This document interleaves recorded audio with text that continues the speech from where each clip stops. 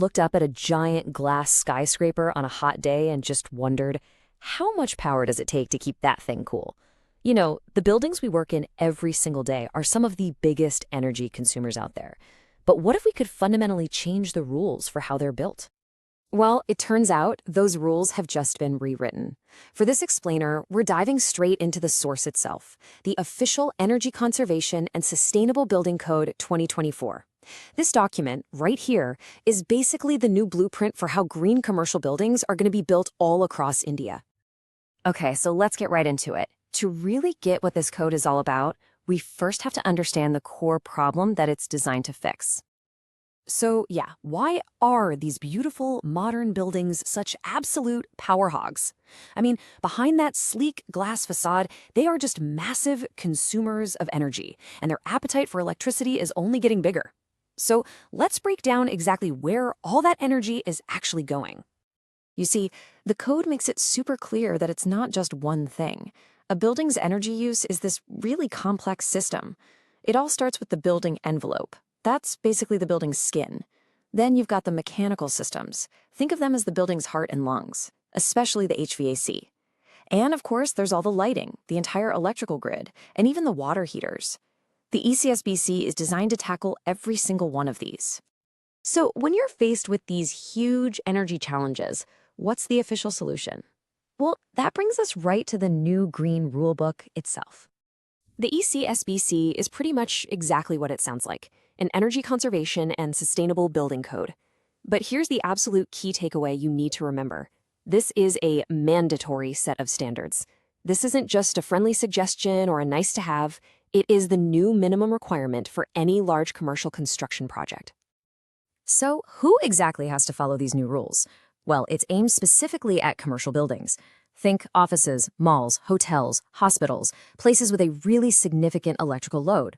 We're talking about buildings with a connected load of 100 kilowatts or more.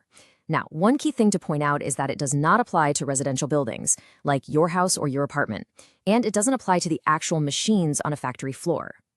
So, how does this thing actually work in the real world? Well, it's actually incredibly logical. It starts from the outside and works its way in, beginning with what it calls the building's envelope. The code defines the building envelope as all the parts of the building that separate the nice, air-conditioned inside from the outside world. Honestly, the best way to think about it is like a giant, high-tech thermos. A really good thermos keeps your coffee hot for hours, right?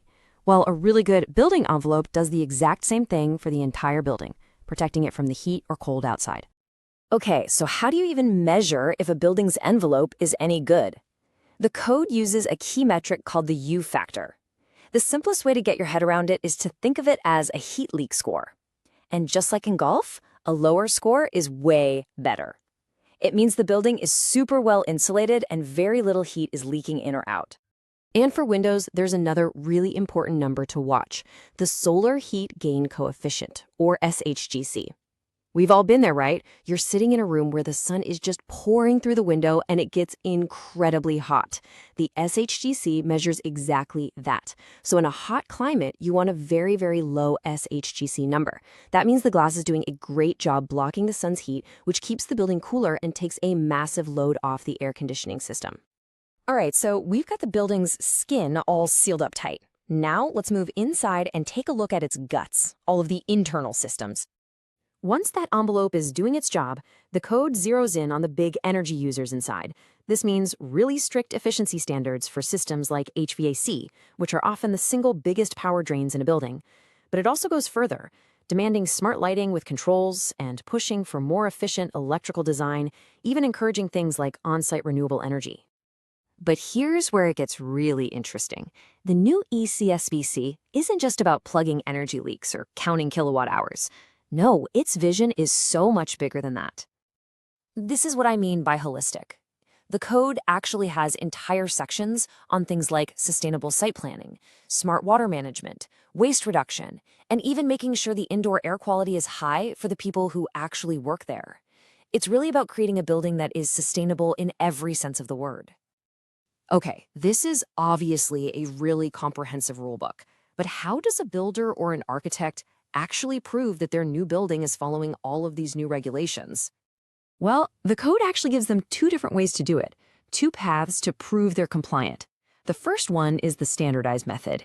Think of it like a really detailed checklist. Your walls need this U factor, your windows need this SHGC, and so on. The second path is the integrative method. This one is all about performance. You use sophisticated software to build a digital model of the entire building. And as long as you can prove that its total energy use for the year is less than a standard building, you're good to go. This second method is what really opens the door for innovation. And get this, compliance isn't just a simple pass or fail. The code actually sets up 3 different tiers of performance. ECSBC compliant.